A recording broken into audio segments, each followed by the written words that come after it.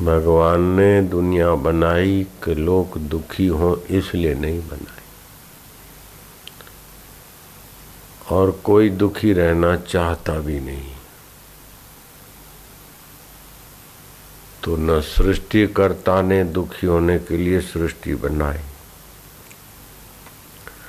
न भोक्ता जीव ने दुखी होने के लिए सृष्टि में कोई कोशिश की। फिर भी लोग दुखी क्यों? परम सत्ता ईश्वर ज्ञान स्वरूप है और चेतन रूप है, और वही ईश्वर आत्मा होकर बैठे। हाथ को पता नहीं मैं हाथ हूं, लेकिन चैतन्य ईश्वर की सत्ता से मन जानता है कि हाथ है। मन ठीक जानता कि नहीं जानता, उसका निर्णय बुद्धि करती है। बुद्धि का निर्णय ठीक है कि बेठीक है, उसको देखने वाला भी ज्ञान स्वरूप सूक्ष्मतम चैतन्य परमात्मा है, और वो हमारे हितैषी। अगर हितैषी नहीं होते और अंतर्यामी नहीं होते, चेतन नहीं होते, तो हम बुरा काम करते तो हृदय की धड़कनें क्यों बढ़ती है?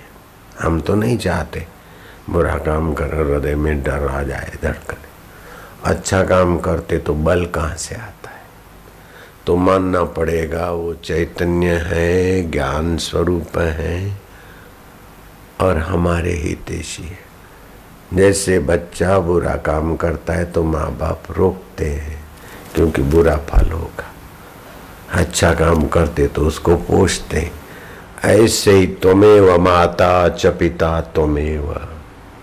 माता का अंतरात्मा होकर बैठे, पिता का त्वमेव बंधु च सखा त्वमेव। माता पिता गुरु बंधु का अंतरात्मा होकर बैठे परमेश्वर।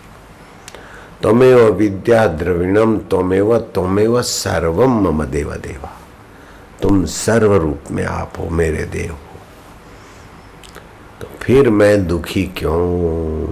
और वो समर्थ सृष्टा हमको दुखी करना नहीं चाहते, हम दुखी रहना नहीं चाहते।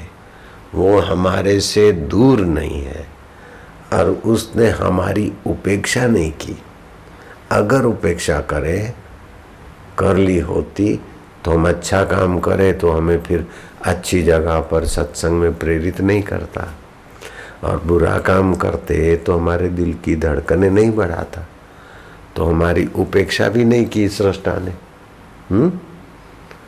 और हमसे दूर भी नहीं है, और हम दुखी होना चाहते भी नहीं, और वो दुखी करना भी नहीं चाहते। फिर भी लोग दुखी क्यों है?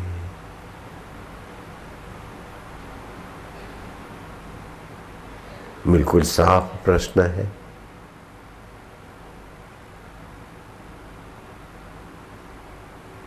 जैसे मैंने प्रश्न किया कई बार, लाखों लाखों लोगों ने सुना है, करोड़ों लोगों ने सुना है। बुद्धि खाती क्या है, बुद्धि पीती क्या है, बुद्धि का वास्तविक स्वरूप क्या है? तो कई लोग अंट संट जवाब भेजते रहते, आज तक सच्चा नहीं मिला। बुद्धि ज्ञान को खाती है, प्रेम को पीती है, इस प्रकार का। बुद्धि हरि रस खाती है, प्रेम रस पीती है। ये सब शास्त्रीय उत्तर नहीं है, अपना काल्पनिक उत्तर है। बस बात का समाधान, सच्चा समाधान मिलेगा वेद शास्त्र महापुरुषों के अनुभव के अनुसार। बोले दुखी कौन है कि जिसे विशाल तृष्णाएं है? सुखी कौन है जिसे तृष्णाएं नहीं है, आत्मा में संतुष्ट है? मूर्ख कौन है जो जगत को सच्चा मानकर वहां सुख खोजता है? बुद्धिमान कौन है जो सत्य को खोजकर उसमें विश्रांति पाता है और पूर्ण सुख को पा लेता है? पूरा प्रभु आराध्या, पूरा जाकर नाम। अपने आप का शत्रु कौन है? बोले संसारी चीजों में सुखी होने के लिए विषय विकार झूठ कपट बेईमानी करे, वो अपने आप का दुश्मन है। फिर उसी में लोभियां बनती, राग द्वेष निंदा, वो अपने आप के दुश्मन लोग ही बनाते।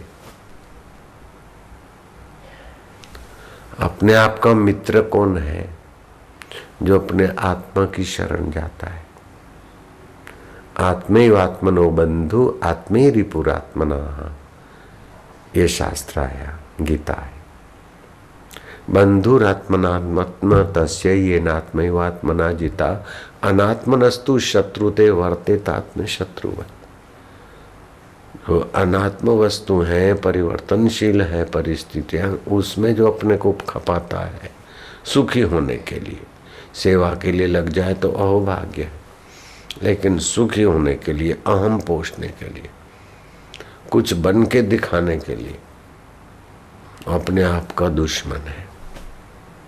आत्मा परमात्मा की सत्ता पर पर्दा डाल दिया और अपने मैं से कुछ बनकर दिखाना चाहता। तो भगवान दुखी करना नहीं चाहते, हम दुखी रहना नहीं चाहते, फिर क्यों दुख है? भगवान ने उत्तर दिया, अज्ञानेन आवृतम ज्ञानम। अज्ञान से उनका शुद्ध ज्ञान ढक गया, शुद्ध समझ ढकी हुई है।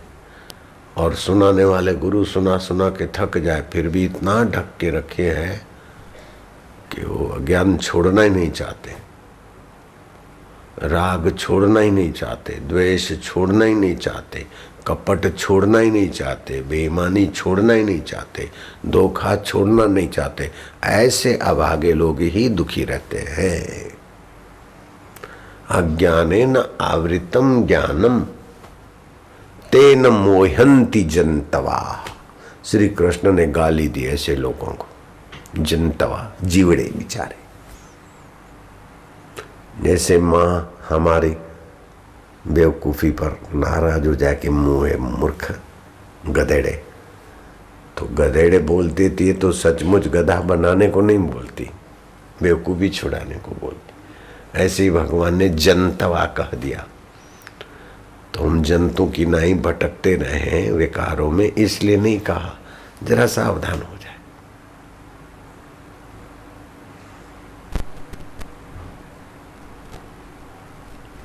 ना दत्तम कश्चित पापम ना सुकृतम विभु अज्ञानेन आवृतम ज्ञानम तेन मोहंती जनतवा। अज्ञान से उनको उनका शुद्ध ज्ञान और शुद्ध समझ दब्बू हो गई, ढक गई, इसलिए वे मोहित हो जाते। तुलसीदास ने कहा, मोह सकल व्याधि न कर मूला। मोह से सारी व्याधियां पैदा हो जाती, कर करके भी आखिर मरते दुखी होकर। इतना अज्ञान, इतनी ना समझी कि कई बार सत्संग सुना होगा कि भगवान राम जी का राज्य सुख वैभव छोड़कर, भगवान राम जी का त्याग करके कौशल्या, सुमित्रा और कैकेयी श्रृंगी ऋषि के आश्रम में जाती। और अज्ञान इतना कि लोग आश्रम छोड़कर घर में बैठ के भजन करना चाहिए। बापू ने कहा है, जो जहाँ है वहीं से लगे। अरे जो जहाँ है मूर्ख, तो बाहर न भटके वहीं से यात्रा करे। अगर जो जहाँ है तो हमने वहाँ घर क्यों छोड़ा? जो जहाँ है वहीं से यात्रा करे। तो राजा भरतरी को गुरु के पास गए, तो अज्ञान ऐसा हावी हो जाता है कि गुरु कहते कुछ है और अर्थ कुछ लगाकर लोग भटक मरते।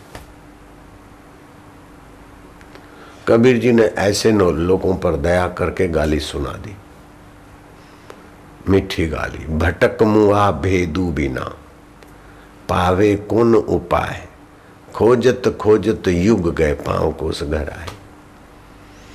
सुख, मैं शादी करना चाहता हूँ, मैं घर रहना चाहता हूँ, मैं दुकान में रहना चाहता हूँ, मैं आश्रम में रहना चाहता हूँ, मैं शायद तलाक देना चाहता हूँ, ये चीज़ें फालतू बकवास है। सभी के गहराई में दुख का अंत और सुख बना रहे, यही चाहते। शादी करते तो सुखी होने के लिए और तलाक देते तो सुखी होने के लिए। लॉबी बनाते तो सुख के लिए, ग्रुप बनाते तो सुख के लिए, कपट करते तो सुख के लिए। ऐसा अज्ञान के ऐसे ऐसे साधन अपनाते कि जीवन खत्म हो जाए। अज्ञानेन आवृतम ज्ञान। तो करुणा करके अवतार भी लेते हैं और करुणा करके संतों के हृदय में भी प्रश्न और उत्तर पैदा कर देते हैं। कितनी दया है सृष्टा की। मैं ये प्रश्न पढ़कर नहीं आया अथवा सोच विचार कर आज ऐसा बताऊंगा, ये करूंगा, ये भी करके नहीं आया। यहाँ बैठा, ध्यान में बैठा, फिर मेरे मन में आया कि क्या बोले, तो जो बुलवा रहे बुलवाए, जो बुलवा रहे बोलते।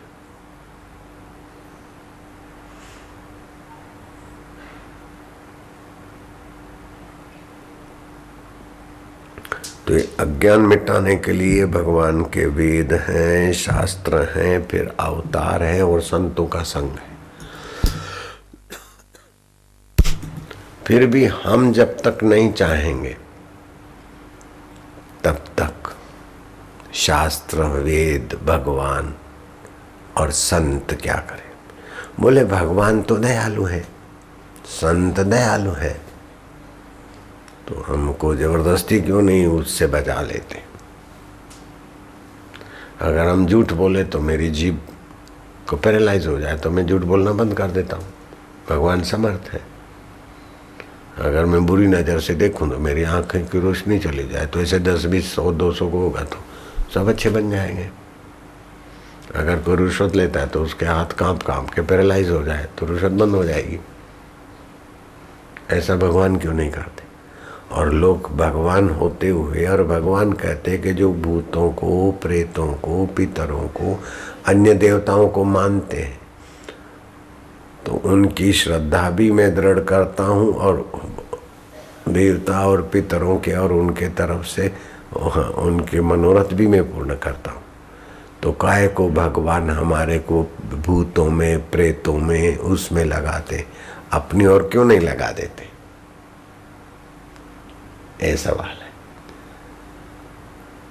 भगवान ने 84 लाख योनियां तो जैसा उन्होंने नियम बनाया उस प्रकार सब।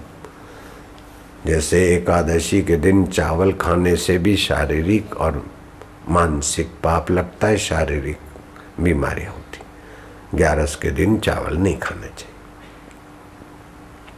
शास्त्र में भी ये बात आती।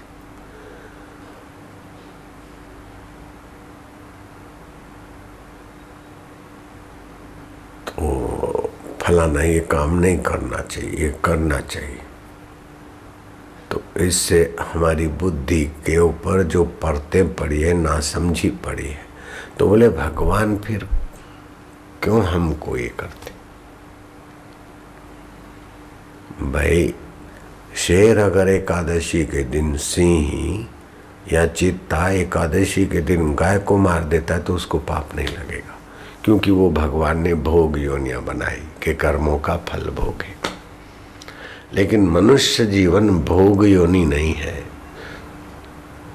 देवताओं का जीवन भी भोग योनि है कि स्वर्ग का भोग भोगे, और दूसरे 84 लाख प्राणियां भी भोग योनि। मनुष्य शरीर एक ऐसा है जो भगवान का मित्र बन सकता है, सखा बन सकता है, भगवत तत्व का ज्ञानी बन सकता है, भगवान की लीला का रहस्य जान सकता है, और भगवान के आत्मा को और अपने आत्मा को एकत्व में देख सकता है। ये मनुष्य को भगवान ने स्वतंत्रता दी। तो जैसी उसकी रुचि हो, जैसी उसकी परम स्वतंत्र, तो मनुष्य को भगवान ने स्वतंत्रता दी है। अगर झूठ बोले और पैरालाइज कर दे तो स्वतंत्रता कहाँ रही। बुरी नजर से देखे और अंधा बना दे तो स्वतंत्रता कहाँ रही। चोरी करे और पैरालाइज हो गए तो स्वतंत्रता कहाँ रही। तो मनुष्य को भगवान ने स्वतंत्रता दी। जिसको भी पूजो, जिसको पाना है उसमें भगवान सहयोग देते। अज्ञान से अगर ज्ञान आवृत हो गया और विषय विकार 84 लाख योनि में भोगते आए हैं तो वही संस्कार हमको घसीट रहे। तो भगवान ने शास्त्र में कह दिया धर्म धर्म को मुख्य बनाकर आप अर्थ धन कमाओ, काम अपनी कामनाओं को नियंत्रित करो। जहाँ तहाँ कुत्ते की नाई भोग वासना या खाते फिरे नहीं। ठाकुर जी को भोग लगाया, लहसुन से प्याज से बचने की जरूरत हो तो बचे, औषध की जरूरत हो औषध रूप में। इस सारा भगवान ने ज्ञान धन्वंतरी होकर आयुर्वेदिक ज्ञान दे दिया। और फिर वैद्यों को, डॉक्टरों को, संतों को भी प्रेरित करके वो भी बताते। फिर हम बदपरहेजी करें और बीमार पड़े तो इसमें भगवान का क्या दोष? वो भी हमारी स्वतंत्रता है। हम मांस मदिरा लेते हैं कि सात्विक भोजन लेते हैं, हम स्वतंत्र हो गए।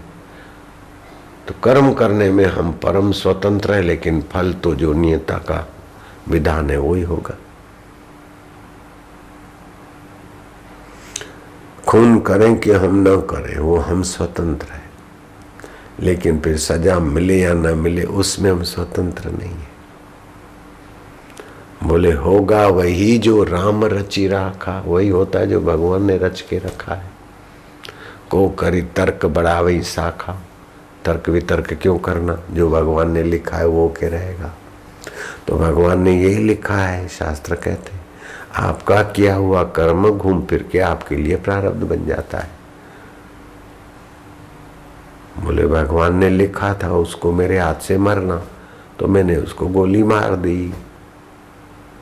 तो फिर ये भी है भगवान ने होगा वही जो राम रचि राखा, तो गोली मारने वाले को जन्म टीप अथवा फांसी की सजी, ये भी तो भगवान ने लिख के रखा है सामाजिक व्यवस्था में, तो फिर स्वीकार कर लो। बोले सब भगवान है तो मांस खाने में क्या, अथवा भागलपुर में रहने में क्या? तो भागलपुर में रह रहे के कितने लोगों ने साक्षात्कार कर लिया, कितने लोगों को ऐसा सत्संग मिल गया। हम अगर घर में रहते, दुकान पे सब भाई बोलते थे एक दिन खाली आओ हफ्ता में, शादी विधि कराई, बोले खाली शादी भी किया, घर है, सब प्रॉपर्टी है, एक दिन खाली हफ्ता में दुकान में आओ और भजन भी करो। तब भी हमको तृप्ति नहीं और गुरु के शरण गए तो हमारा काम बना और रहे। और वहां से भगाने वालों ने तो पूरा जोर मारा था। ऐसा इधर कोई जोर मारे तो तुम तो कभी मुड़ के भी नहीं देखो। ऐसा भगाने वालों ने जोर मारा था मेरे को भगाने के लिए, लेकिन मैं जानता था मनुष्य जीवन की कीमत क्या है और मैं डटा रहा। तो मुझे जो मिला है वो दुनिया जानती है, भगवान जानते। तो अपनी बुद्धि का उद्देश्य ऊंचा होना चाहिए। हलकट बुद्धि से निर्णय माँ बाप ने कर लिया तो उस माँ की बात को मैंने ठुकरा दिया, भाई ने निर्णय किया तो उनकी बात को ठुकरा दिया। पति पत्नी सासू ससुरे साले, साले के साले जोर मारते थे कि घर में रह के भजन करो। कबीर जी नहीं थे, फलाने नहीं थे। और कई भाई के दोस्त ले जाते अपने घरों में, देखो हम भी नास्तिक तो नहीं, पूजा करते ही करते, अपना काम धंधा करते, लेकिन हमारा लक्ष्य तो क्या है? ईश्वर प्राप्ति। अगर ईश्वर प्राप्ति नहीं की तो पति पत्नी होके तो मेढक भी जी रहे, कुतिया भी जी रहे, कुत्ते भी जी रहे। लक्ष्य प्राप्त कर लौट आऊंगा तो लौट भी आए। तो लक्ष्य प्राप्त हो जाए तो घर में रह के भजन करो। जो जहाँ है, मतलब जहाँ आपका अंतरात्मा है वहीं से साधना करो। अगर ऐसा नहीं होता तो बापू ने घर क्यों छोड़ा? जो जहाँ है तो मैं भागलपुर में रह के भजन करूंगा, तो ये हिजड़ों जैसा निर्णय है। थोड़ा सा कष्ट मिला, राम तीर्थ बोलते थे। एक आदमी को किसी ने चिढ़ाया तो गाय का शेर सिंह है, शेर तो छपा नहीं, हाथ पर तो कम से कम छपवा क्या, तो गया वो मशीन से हरे रंग की स्याही डाल के नहीं छूंदने छूनते, तो बोले मेरे को शेर छाप दो, मैं शेर सुनूं। उसने उठाया हथियार और ठहरो ठहरो ठहरो, क्या करते हो? बोले शेर की कमर बना रहा हूँ। बोले पतली कमर लचकी कमर नहीं जैसी होती है, शेर की कमर तो पतली होती है, नहीं बनाओगे तो क्या घाटा पड़ता है। बोलो फिर शेर बना दो बिना कमर वाला।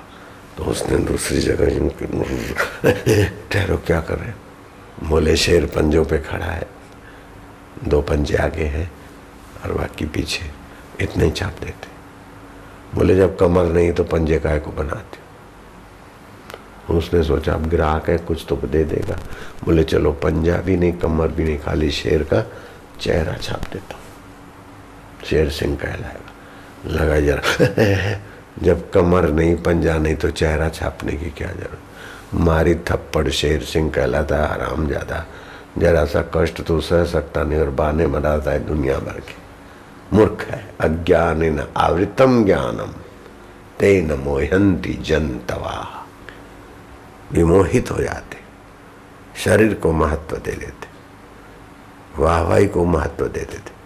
हरे मान अपमान निंदा स्तुति साप साते हुए भी ईश्वर के रास्ते चल देना चाहिए। कौशल्या महारानी को जो सुविधा थी तुम्हारे आगे क्या है? राजा भरतरी को घर में रह के भजन करने की जितनी सुविधा वो रख सकते थे, तुम्हारे आगे 10 जन्म में भी नहीं हो सकती। फिर भी चले गए ना, जहाँ साधन भजन होता है, सत्संग मिलता है, गुरु का सानिध्य मिलता है, वहीं गए। हम भी वहीं गए। अहमदाबाद में कितने लोग हैं? 30-35 लाख है। कितने बापूजी बने? इतना अक्ल नहीं है? वहीं रहकर भजन करो, बापूजी बोलते तो उसका मतलब तुमने क्या कर दिया? जो जहाँ है उसी नाली में बैठ के मंदिर के देवता को प्रकट करो, नहीं आएगा। क्या ख्याल है? अगर जो जहाँ है वहीं बैठ, वहीं से आगे चलो, उसका मतलब ये होता तो आप इधर काहे को आए? घर में पड़े रहते तो सत्संग नहीं मिलता। तो जब पाप जोर मारता है ना, आदमी कुतर्क करके श्रद्धा तोड़ के अपनी तबाही की तरफ जाता है। तुलसी पूर्व के पाप से हरि चर्चा न सुहाए, जैसे ज्वर के जोर से भूख विदा हो जाए। जैसे बुखार जोर पकड़ता है ना तो भूख मर जाती है, ऐसे कोई दुष्कृत्य जोर पकड़ता है ना तो आदमी की जिज्ञासा, अच्छी जगह रहने की सूझबूझ नाश हो जाती है। और श्रद्धा तोड़ने वाले तो पद पद पे मिलते हैं। कबीर जी के लिए लोग क्या बोलते थे, नानक जी के लिए क्या नहीं बोले लोग, कृष्ण के लिए क्या कमी रखी, बुद्ध के लिए क्या कमी रखी। अरे बुद्ध के बगीचे में से तो वैश्या की लाश निकली, जो वैश्या बोलती थी कि मेरे को बुद्ध जैसा ग्राहक मिल गया, इसीलिए अभी मैं यहाँ नहीं रहती हूँ, जेतवन में ही रहती हूँ जहाँ बुद्ध रहते। और फिर बुद्ध विरोधियों ने ऐसा किया और ऐसा, कुछ लंबी कहानी। फिर भी आज तक बुद्धिज्म चल रहा है। महापुरुषों की निंदा हुई या किसी ने अपनी अपनी कल्पना कही, और एक बात आदमी बोलता है, 2 बोलते, 10 बोलते, 100, 1000 बोलते तो लगता है कि सच्ची बात होगी। तो उस समय सच्ची बात करके कितने लोग खाई में जाके गिरे, लेकिन बुद्ध तो तरे, सालू का मलू का तरे। कबीर जी की निंदा सुन के कई लोग खाई में जाके गिरे, अश्रद्धालु के। तो संत महात्मा को कबीर, ये सलूका मलूका को कबीर जी ने कहा कि भाई वो वैश्या बोलती है, मैं उसके बिस्तर पे था, दारू वाला बोलता मैंने दारू पिया, ये सब बोलते, सब लोग जा रहे, तुम क्यों नहीं जाते? बोले आप दारू पीते कि नहीं पीते वो हमारा देखने का अधिकार नहीं है। वैश्या सच बोलती है कि झूठ बोलती है, भले सच बोलती हो, लेकिन आपके द्वारा हमको ज्ञान मिलता है, आपके दर्शन से हमारी सूझबूझ बढ़ती, आपसे हमको लाभ होता है। मिठाई वाला अगर कुरूप है लेकिन उसकी मिठाई बढ़िया हो तो क्या हम नहीं लेंगे? खिलौने वाले अपने घर में खिलौना नहीं रखता है तो क्या उसके बनाए हुए खिलौने हम नहीं लेते क्या?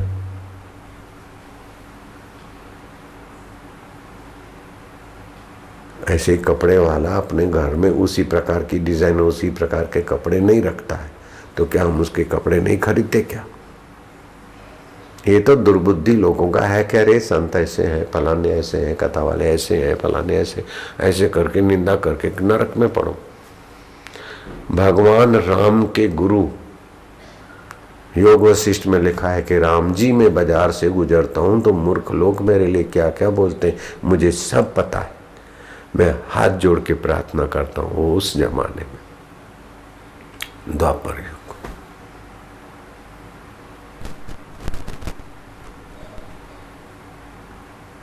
कि संत में दोष न देखे, उनमें एक भी गुण है तो उसको ग्रहण करके अपना कल्याण कर ले। ये मिठाई वाला खुद मिठाई खाता नहीं, फलाना ये नहीं है तो मिठाई की दुकान पे से मिठाई नहीं लो। दूध वाला खुद दूध नहीं पीता है, लो तो उसका दूध मत खरीदो। ये तो ऐसे नालायक लोगों के तर्क हैं जो बोलते गाय तो सवारी के काम नहीं आती, क्या रखना गाय, और घोड़ा दूध नहीं देता तो घोड़े का क्या काम। हाथी तो बहुत चारा खाता है और चौकी नहीं करता तो हाथी का क्या काम।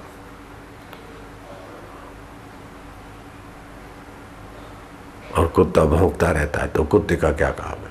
अरे कुत्ते से कुत्ते का काम ले मूर्ख, हाथी से हाथी का ले, गाय से गाय का ले, घोड़े से घोड़े का काम ले। ऐसे महापुरुष के ज्ञान का फायदा ले, उनके प्रेमा भक्ति का फायदा ले, उनके शास्त्र का फायदा ले, उनके प्रति जो श्रद्धा भक्ति से चलते ऐसे सज्जनों के संग का फायदा ले। और जो दुर्बुद्धि हुए उनसे बच ले बस। जिनकी दुर्बुद्धि है उनकी श्रद्धा नाश हो जाती है। कोई ना कोई दूषित कर्म है, इसलिए विपरीत विचार आ जाते। जब हम बुरा करते हैं तो हमारी मति मारी जाती है और उल्टा देखते, और अच्छा करते तो हमारी मति खिलती है। भय कृत भय नाशन, भय देने वाला भी मैं हूँ और भय का नाश भी मैं करता हूँ। जब हम सच्चाई से कर्म करते हैं तो निर्भीकता भगवान देते, और वासना प्रेरित होकर और कपट प्रेरित होकर कर्म करते तो धड़कन भी वो ईश्वर देता है। इसलिए लोभी बनाना, राग द्वेष बढ़ाना, ये करना ये बिल्कुल नीच प्रवृत्ति है। निंदा किसी की हम किसी से भूल कर भी ना करें, ईर्ष्या कभी भी हम किसी से भूल कर भी ना करें। निंदा एक ऐसा जहर है, ईर्ष्या एक ऐसा विष है कि जिस हृदय में रहता है उसी को तुच्छ बना देता है, उसी को नीच बना देता है। और सत्संग ऐसा महान चीज है कि जिसके हृदय में रहता है अथवा जिसके कान में जाता है उसको पवित्र बना देता है। तो सत्संग का आदर करे, काय को हल्की बातों का आदर करो।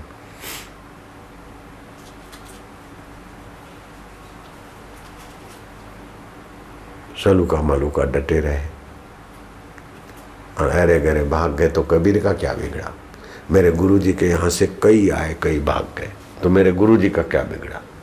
और मैं सब कुछ सहन तो क्या करना है, कोई सहन नहीं किया, वो तो उनकी कृपा थी। जिन्होंने भी मेरे को भगाने के लिए करा उनकी कृपा थी, मुझे मजबूत बनने का अवसर दिया। तो मैं डटा रहा तो मुझे घाटा क्या पड़ा। तो गीताकार ने कह दिया आत्मैव आत्मनो बंधु, वो अपने आप का बंधु है और अपने आप का दुश्मन है। अगर संसार की सत्य बुद्धि करके शरीर को मैं मानकर संसार में सुखी रहने को होता है तो अपने आप का दुश्मन है। विषय विकारों में, व्यवस्था में, ऐश मजे लेने में तो अपने आप का दुश्मन है, गीता ने कहा। तो दूषित अन्न अथवा दूषित व्यवहार से हमारी बुद्धि विषय विकार और संसार में जाती है, और पवित्र अन्न और पवित्र कर्म से हमारी बुद्धि पवित्रतम ईश्वर की तरफ जाती। तो कौशल्या जी के पवित्र कर्म थे, पवित्र अन्न था, पवित्र चिंतन था, इसलिए कौशल्या जी उतर गई। हमारे भाई हमको समझा समझा के थक गए। देखो हम मजे से रहते, भजन करते, कई लोग समझाते थे, लेकिन हमारी कोई ईश्वर की कृपा थी। हम सात्विक अन्न खाते थे, अच्छे लोगों का संग करते थे, अच्छी पुस्तक पढ़ते थे। तो हमने निर्णय किया तो हमको घाटा क्या पड़ा, हमारा भविष्य क्या खराब हुआ। पत्नी को छोड़कर गए, माँ को छोड़कर गए, घर बार छोड़कर गए, वो बर्तन मांजते थे, लोगों के दुत्कार सहते थे। 200 लोग आते, चोर डाकू समझ के हथियार लेके मारने को आते, सब सहा तो हमारे को घाटा क्या पड़ा। आप लोगों को तो इतना सहना भी नहीं पड़ेगा। हम तो ईश्वर की खोज में मन माने साधन भजन करते थे, आपको तो मन माना करना नहीं है, खाली जो बताना है उधर ही सीधा जाना है। हमको तो भटक भटक के फिर मिला, आपको तो भटकने का भी तो नहीं रहा।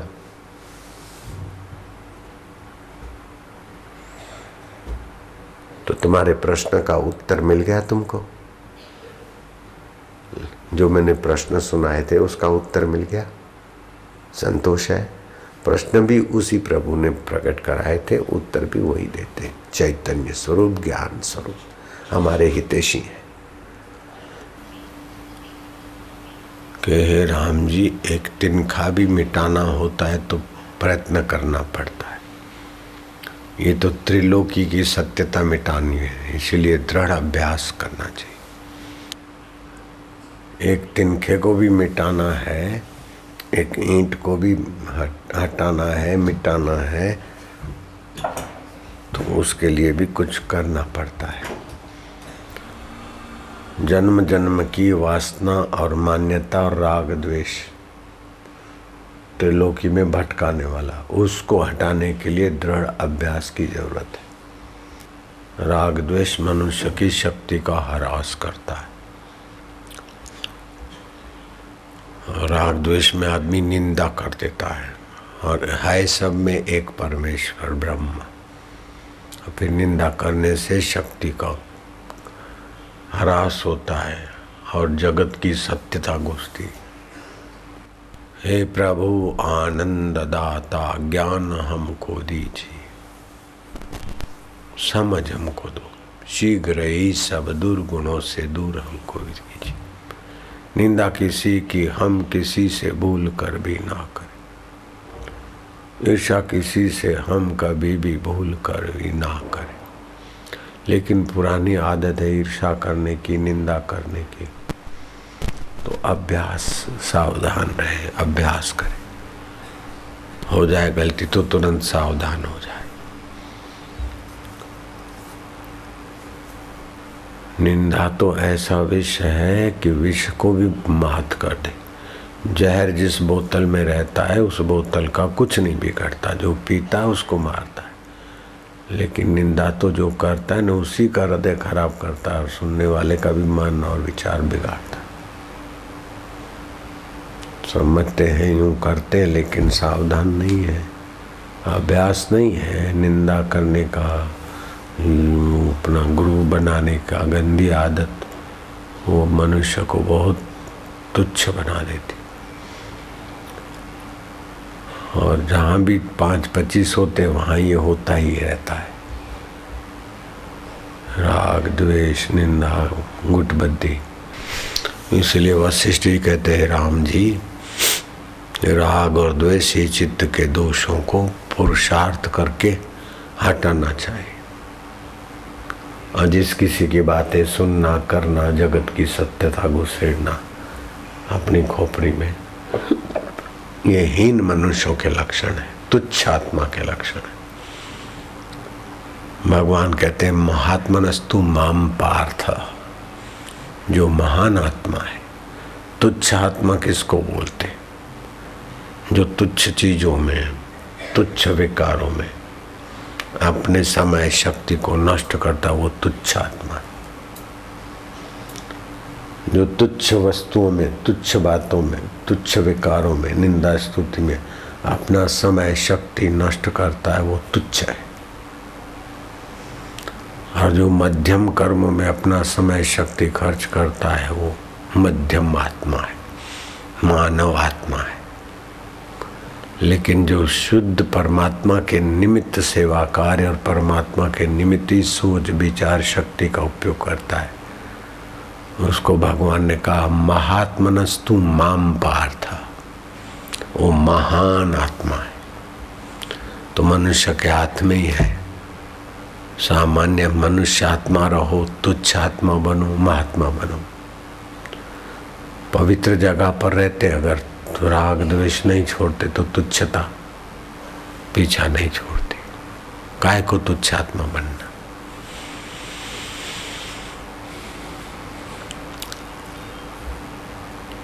रामायण में आता है, उमा संत की यही बड़ाई, मंद करत ते ही करत भलाई।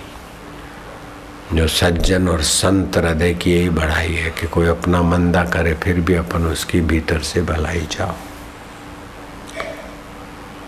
लेकिन आजकल कलयुग का ऐसा कुप्रभाव पड़ा है, हलकट आत्माओं पर तो खूब ज्यादा। उमा कली की यही बड़ाई, खा वही रोटी करे लड़ाई। रोटी खाएं और उसका जो रस बने, जो ब्रह्म चिंतन में लगना चाहिए, वो ऐसा है वो ऐसा है, राग द्वेष लॉबी बनाकर तबाह हो रहे मूर्ख लोग।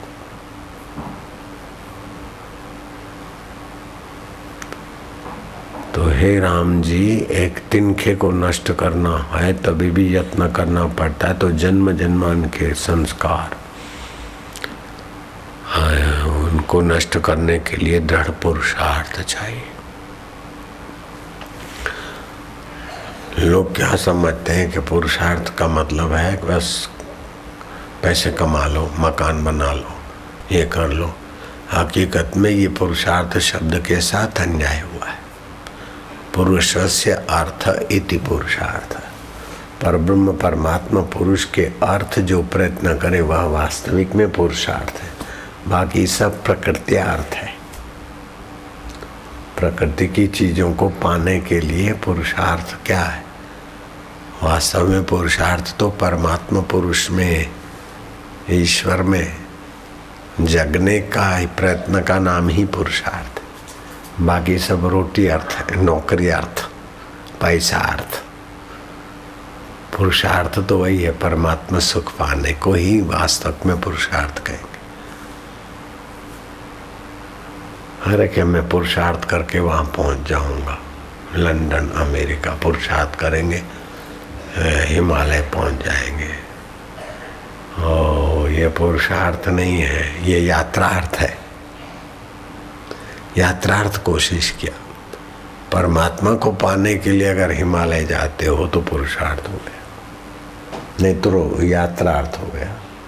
सारी कोशिश यात्रा अर्थ हो गया, रोटी अर्थ हो गया, वाहवाही अर्थ हो गया। अरे इसने पुरुषार्थ किया, बड़ा प्रसिद्ध हुआ। पुरुषार्थ नहीं, वाहवाही अर्थ है। तो मरने वाला शरीर प्रसिद्ध हुआ तो क्या जख मार लिया? मरने वाले शरीर को सुविधा मिल गई तो क्या खाक मिला? अपने अमर आत्मा को पाने का प्रयत्न ही वास्तविक में उस पुरुष को पाने का प्रयत्न ही पुरुषार्थ है। तो पुरुष कैसे है? बोले परम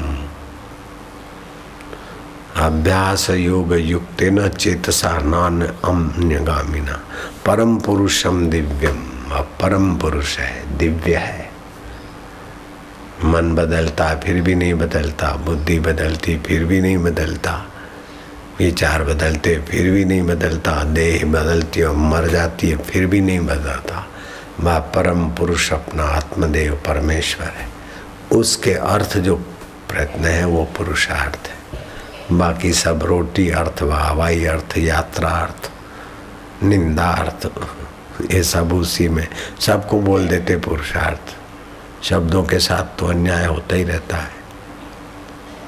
जिसने महान राज्य पाया, इस धरती का नहीं आत्मराज्य पाया, उसको बोलते महाराज। दास कबीर चढ़ो गढ़ ऊपर, राज्य मिलियो अविनाशी। विनाशी गद्दी नहीं, अविनाशी आत्मा में स्थिति को बोलते। लेकिन आजकल तो भीख मांगने वाले को भी महाराज बोलते हैं और बर्तन मांजने वाले को भी महाराज बोलते। महाराज जरा बच्चे की नाक साफ कर देना, महाराज जरा ये बर्तन धो लेना, महाराज जल्दी रोटी बना देना। रसोई को भी महाराज बोलते, भीख मांगे को भी महाराज बोलते। तो ऐसे ही जिस किसी में पुरुषार्थ बोलते हैं, वास्तव में ये पुरुषार्थ ही नहीं है। ये सब प्रकृति अर्थ है, रोटला अर्थ है, वाहवाही अर्थ है, यात्रा अर्थ है। परमात्मा देव को पाने के लिए, सुख दुख में सम रहने वाले, सत्व में टिकने के लिए जो प्रयत्न है उसको पुरुषार्थ बोलते।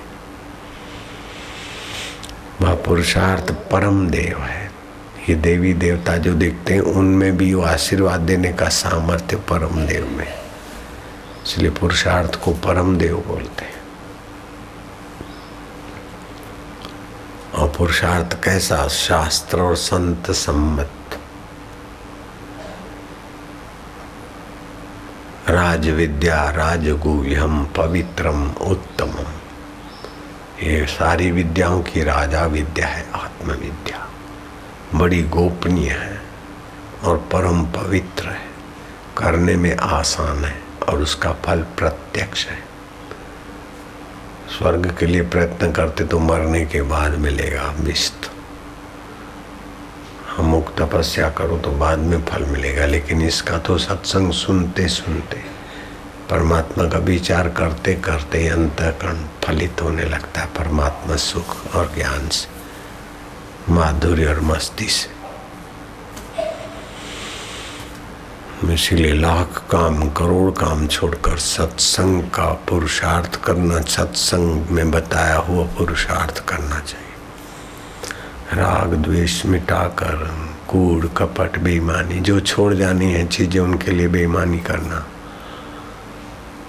अन्य क्षेत्रे कृतम पापम तीर्थ क्षेत्रे विनश्यति। अन्य जगह पर किया हुआ पाप तीर्थ क्षेत्र में नाश हो जाता है। तीर्थ क्षेत्रे कृतम पापम वज्रलेपो भविष्यति। तीर्थ क्षेत्र में किया हुआ पाप वज्रलेप हो जाता है। तो तीर्थ किस भूमि को बोलते? बोले तीर्थी कुर्वन्ति तीर्थाणी। जिन्होंने आत्म पुरुषार्थ करके आत्म तीर्थ में गोता मारा है, ऐसे पुरुष जहाँ रहते हैं वो जगह तीर्थ हो जाती। गुरु निवास परम तीर्थ, परमात्मा निवास परम तीर्थ, परमात्मा प्रागट्य जहाँ हुआ वो भी तीर्थ है। और परमात्मा को पाने वाले महापुरुष जहाँ है वो भी तीर्थ, काशी क्षेत्र है। ऐसा पुरुषार्थ जिसने किया, आत्मा को जान लिया, ऐसे महापुरुष जिस पानी को देखे वो पानी गंगा जल, जिस वस्तु को देखे वह वस्तु प्रसाद, जिस व्यक्ति पर दृष्टि डाले वो व्यक्ति भी धर्मात्मा पुण्यात्मा के पुण्य को पाता है। अरे आत्मा साक्षात्कारी गुरु अगर मुर्दे के धुएं को भी देखते न तो उसकी दुर्गति रुक जाती है, नीच योनियों में या नरकों में नहीं जाता। तो ऐसा पुरुषार्थ करके सत्संग सुनना चाहिए और सत्संग के द्वारा दिव्य पुरुषार्थ करके अपने आत्मा परमात्मा का चिंतन ध्यान करना चाहिए। हमारा क्या होगा, हमारा भविष्य में क्या होगा। अरे मुर्दे को प्रभु देता है कपड़ा लकड़ा। ईश्वर के लिए प्रयत्न करो तो तुम्हारा भविष्य की चिंता तुम क्यों करो, ईश्वर करते हैं। हमने कभी नहीं सोचा कि हम क्या खाएंगे, फेंक दिया, फिर भी कभी नहीं सोचा क्या खाएंगे, कि फेंक भी दिया और किसी से मांगेंगे भी नहीं। ऐसा करके बैठ गए तो क्या कमी रही बोलो। लगता है कि मेरे को भूख प्यास है, मेरे को कोई कमी है, लगता है क्या? जब ईश्वर के लिए चलते हैं तो ईश्वर की तो सारी सृष्टि है। व्यक्ति की जैसे छाया व्यक्ति के अधीन है, ऐसे प्रकृति तो पुरुष के अधीन होती है। मेरा हाथ मेरे चैतन्य के अधीन है, उसी की सत्ता से उठेगा। यहाँ सत्ता बंद करूँ तो एक पड़ गया। उस परमात्मा में आए तो फिर भविष्य की चिंता क्या करना।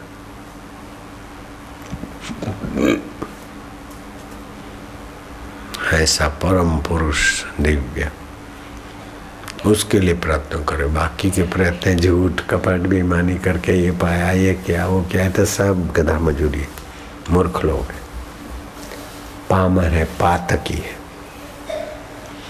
नरा अधम है। गीता में ऐसे लोगों को कहा नरा अधमा। मनुष्यों में वो अधम है जो बुद्धि को राग द्वेष आसुरी कर्म में लगते हैं, लगाते हुए नराधम। आसुरम भावम आश्रिता, आसुर भाव का आश्रय लेते। विमूढ़ा, ठीक तरह से मूर्ख हो गए। विमूढ़ा नानुपश्यन्ति, वो विमूढ़ लोग मुझ चैतन्य स्वरूप को, शांत को, सम को आत्म रूप से नहीं देख सकते। विमूढ़ानानुपश्यन्ति, पश्यन्ति ज्ञान चक्षुषा, ज्ञान की आंख से मुझ परमेश्वर स्वभाव को जानते। ईश्वर प्राप्ति की इच्छा किसको है, सच बोलो। अच्छा, ईश्वर को नहीं पाएंगे तो नहीं चलेगा। ईश्वर प्राप्ति नहीं हो तो नहीं चलेगा, नहीं चलेगा। चला लेना, थोड़ा सा चला लेना, 1-2-5 जन्म के बाद देखा जाएगा। नहीं चलेगा, बढ़िया नौकरी मिल जाएगा तो नहीं चलेगा,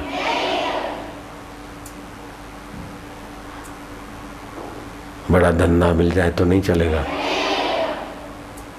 बड़े पहलवान बन जाओ तो नहीं चलेगा। ला, ईश्वर प्राप्ति के बिना नहीं चलेगा। दुनिया की दूसरी चीजें मिल जाए तो क्या घाटा, नहीं चलेगा। ईश्वर प्राप्ति करना ही चाहिए। और जो नहीं करते हैं वो बुद्धिमान है ना, मूर्ख है। हाँ, इतना तो बच्चे भी जानते हैं। लोग जो ईश्वर प्राप्ति के लिए प्रयत्न नहीं करते वो कौन है? मूर्ख है। ऐसा मूर्ख था एक मूर्ख शिरोमणि राजा अंद्रग। राजपाट तो खूब था उसका, लेकिन मर गया तो काचिंडा हो गया। दूसरा वीआईपी मूर्ख था राजा अज। मिथिला का राज तो था, बिहार में है मिथिला, बिहार में है ना,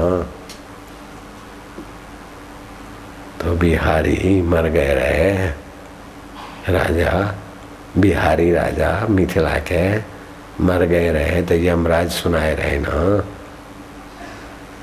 1000 वर्ष का सांप डेंडू अजगर बनने का, वो बन गए। राजा तो थे बिहार के बड़े प्रसिद्ध, और हर 5 साल में वोट नहीं मांगते थे। एक छत्र सम्राट रहे, फिर भी मरने के बाद अजगर बन गए। अच्छी चूहा खाए, मेढक खाए, मरा हुआ जानवर खाए। वो कभी मिले ना मिले, और फिर बिल में जा रहे थे, सो किसी ने देखा, पकड़ो पकड़ो, मारो मारो, तो डंडे मार दिए राजा अज को। तो राजा बन गए तो क्या है?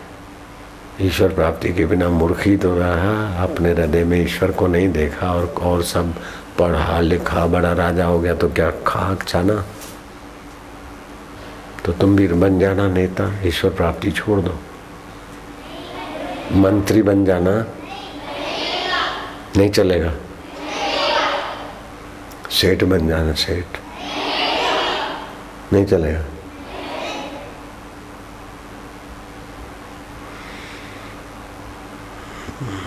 कलेक्टर बन जाना, ईश्वर प्राप्ति के बिना नहीं चलेगा काम। ठीक, ये तो पुण्यात्मा है, अक्ल वाले लड़के। पक्की बात है। आप लोगों को तो चल जाएगा। आप लोगों को तो चल जाएगा, ईश्वर प्राप्ति के बिना काम चल जाएगा। तुलसीदास जी बोलते हैं, दूसरे शास्त्र बोलते हैं कि आकाश को चादर की नहीं लपेट के कोई बगल में डाल देवे,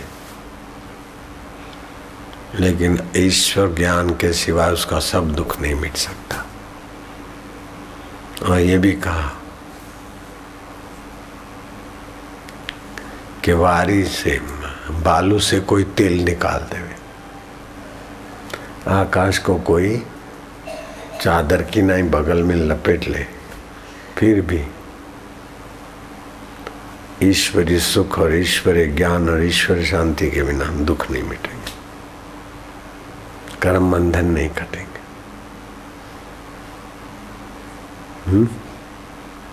ईश्वर प्राप्ति करना ही पड़ेगा ना। काहे को करना, चल जाएगा। खाओ पियो मजा करो, खाओ पियो मजा करो। मजा है सजा, सच्ची मजा ईश्वर प्राप्ति में है। ओम नारायण नारायण नारायण। संसार में कोई चीज में असफल आदमी हो गया तो सफल का फल क्या? जिस चीज की सफलता मिली वो सेवा करके करने का राग मिट जाए। तो सफलता उसकी ठीक है, लेकिन सफल होने के बाद भी राग नहीं मिटा, फिर से वही गद्दी वही कुर्सी चाहिए, तो जीवन सफल नहीं हो रहा है। अच्छा समझो विफल हो गए तो कि ये ईश्वर की कृपा है कि संसार की आसक्ति आकर्षण मिटाने के लिए ईश्वर जल्दी अपने शरण में लेना चाहता है। ईश्वर जल्दी हमारी आध्यात्मिक उन्नति करना चाहता है। अगर सफलता मिली तो वाहवाही में भटक न जाएं, और लगभग लोग भटक जाते वाहवाही में, सफलता का उपभोग करने लग जाते। सफलता का उपभोग करने से आदमी संसार की आसक्ति में फंसता है, दम पछाड़ा करके जल्दी बुढ़ा हो जाता है। संसारी सफलता ऐसी। और फिर देखो कौन पूछता है, रिटायर लाइफ में कौन पूछता है। तो दुनिया की सफलता सेवा करके करने का राग मिटाने के लिए है, और विफलता दुनियादारी में विफलता मिले तो वैराग्य जगाने के लिए। सफलता राग मिटाने के लिए, और विफलता आई तो वैराग्य जगाने के लिए कि जो एक दिन छूट जाने वाला है वो ईश्वर ने दिया ही नहीं। भगवान कृष्ण ने भागवत में उद्धव को एक कथा बताई कि अवंतिका नगरी उज्जैन एक ब्राह्मण था। वो अपना ब्राह्मण का जो कर्तव्य है ब्रह्म को जानने का, वो छोड़कर वैश्य वृत्ति से रहता था एक दुकान की, और उसमें वो ब्राह्मण सफल हुआ, पैसा कमाया। तो पैसा कमाकर शांति और भजन के तरफ लगना चाहिए वो नहीं लगा, और बढ़ाया तो सफल हुआ, लेकिन करने का राग मिटा नहीं, करने का और लोभ धन का इकट्ठा करने का और बढ़ा। ये भागवत में कथा है। तो करने का राग बढ़ते लोभी ब्राह्मण, पैसा पैसा पैसा, न सत्संग न सुमरण न दान न पुण्य, और में खपे खपे में इतना स्वभाव लोभी हो गया कि मुंजी आदमी कुटुंबियों के लिए भी मुसीबत हो जाता है। समय पाकर धन तो बढ़ा, लेकिन घर में अशांति और मित्रों में भी विद्रोह हुआ। राज सत्ता में भी उसके लोभ और धन की अधिकता का खबर पड़ा तो राजा ने टैक्स वैक्स ऐसे डाल दिए, अधिकारियों ने फंसा दिया। जब अधिकारियों ने फंसाया और कुटुंबी विपरीत हुए तो चारों तरफ से गिरा, तो शत्रुओं ने भी जोर मारा। तो उज्जैनी का ब्राह्मण ने देखा कि मेरा प्रारब्ध चहुं ओर से विपरीत हो रहा है। आखिर उस ब्राह्मण की ऐसी दयनीय स्थिति थी कि कुटुंबी भी उससे रूठ गए। करने का राग नहीं मिटा तो ईश्वर कैसी कृपा करते कि जबरदस्ती सामने वाले के आकर्षण नहीं मिटा तो विफलता दी, आकर्षण नहीं मिटा घर वालों से तो झगड़ा दिया, धन से आकर्षण नहीं मिला तो अधिकारियों और राजाओं के तरफ से विघ्न आया। तो ये ईश्वर की सृष्टि में ईश्वर ओतप्रोत व्यापक सर्व का सुहृद कितनी सुंदर कृपा और व्यवस्था करते कि घर वाले विपरीत हो गए, राज्य सत्ता और अधिकारी शासन विपरीत हो गया, और वो आदमी मानसिक रूप से संसार की तुच्छता बस उपराम हो गया। तो कहाँ जाए, अशांत हो गया तो सत्संग में गए। सत्संग में गए तो समझ मिली कि जो होता है हमारी भलाई के सिवा और कुछ नहीं होता। ये बेवकूफ़ी के कारण होता है कि ऐसा हो गया, मेरा बुरा हो गया, लेकिन जो होता है हजार हजार कटुफल और बुराइयां भी आपस में अंदर मधुफल और अच्छाइयां संजोए हुए आती। विपरीत परिस्थितियां दिखती तो विष की है, लेकिन उसमें अंदर अमृत भरा होता है। બહારથી લાગે કે આ ખોટું થયું, સાલું આમ થયું, પણ અંદર કેટલું હિત છે એ સમય આવતા ખ્યાલ આવશે। तो उस ब्राह्मण ने सत्संग सुना तो देखा कि कुटुंबी रूठ गए, राज्य सत्ता की तरफ से ऐसा हुआ। ये मैं अपने को कोसता हूँ कि मैं अभागा हूँ, लेकिन भगवान की कृपा हुई है कि वो मेरे को संसार की आसक्ति से छुड़ाकर कोई दिव्य जीवन के तरफ ले जाना चाहते। सत्संग में जाने लगा औदव। फिर ये असार संसार से उपरामता हुई और वो दंडी सन्यासी बन गया।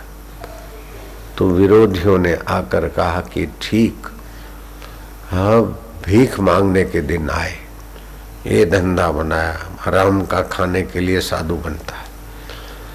मैंने ताने देने लगे। लेकिन सत्संग में सुना था कि जितना जितना विरोध और अपमान हो और भगवान के तरफ लगा रहे, उतना उतना वो शीघ्र संसार के आकर्षण और आसक्ति से उपराम होकर पूरी तरह से ईश्वर में लगता है। और जो कुछ हो उसका निगेटिव नकारात्मक अर्थ न ले, सकारात्मक अर्थ ले तो उसका मंगल जल्दी होता है। आ गांठ वाળવા જેવી છે। જે કંઈ થયું છે સકારાત્મક अर्थ ले, नकारात्मक नहीं लेना चाहिए, क्योंकि भगवान प्राणी मात्र के सुहृद है। सुहृदम सर्वभूतानां ज्ञात्वा माम शांतिमिच्छति। मैं प्राणी मात्र का सुहृद हूँ।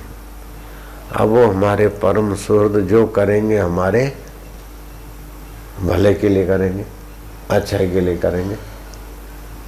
माँ जो करती बच्चे के लिए, प्यार करती तो भी अच्छाई के लिए और मारती तो भी अच्छा बनने के लिए, हैं? ऐसे भगवान जो परिस्थिति देते हैं, वाह वाह। तो विरोध होने पर भी अंदर से वाह वाह। तो दुश्मन और विरोधियों को होता था कि ये क्या है, दुखी नहीं होता, वाह वाह करता है। तो दुख और विरोध तो बाहर से आता है, लेकिन उसके दुख में डूबना, विरोध में डूबना कि भगवान की स्मृति करके निर्लेप रहना अपने हाथ की बात है।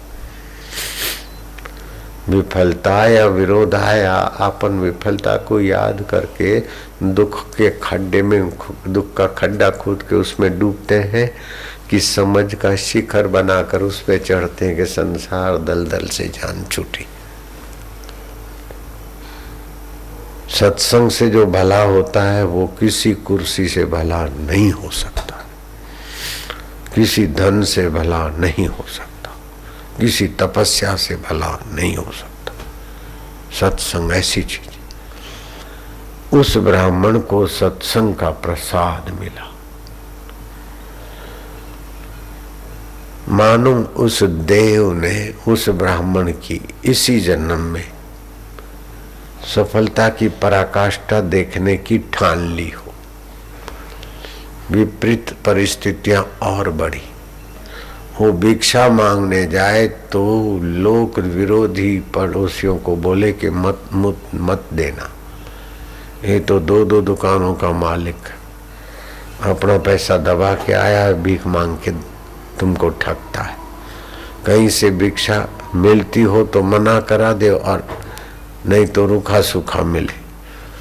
और वो ब्राह्मण